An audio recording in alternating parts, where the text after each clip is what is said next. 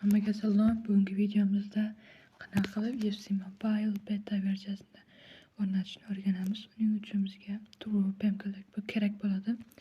Ichiga kirib olamiz. Va bizga reklama qiladi.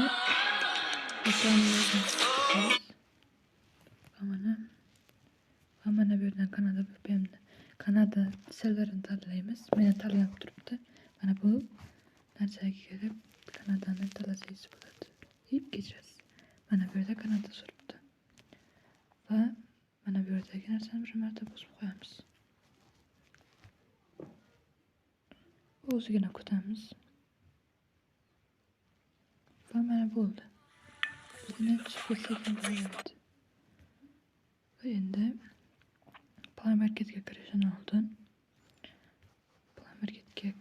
oldin mana bu so'rovning ustuna bosamiz. Va mana bu yerda xotira degan joyni bosamiz.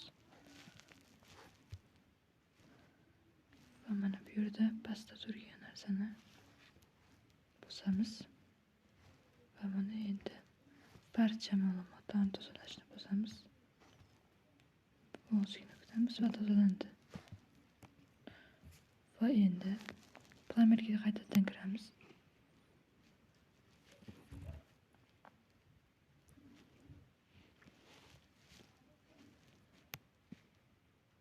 Va mana bu yerda ko'rib turishingiz mumkin.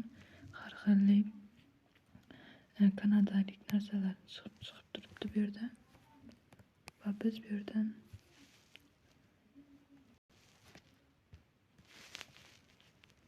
Mobile beta deb qidiramiz.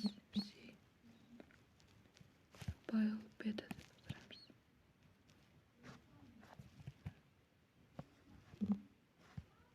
Mobile beta. Va mana birinchi chiqib turadi. Mana meni yuklanib bo'lingan. Va chiqib ketamiz. Mana ko'rishingiz mumkin. Sodda va oson video bo'ladi. Video yoqqan bo'lsa like, obuna bo'lishni esingizdan chiqmasin. Xayr, sog' va salomat bo'ling.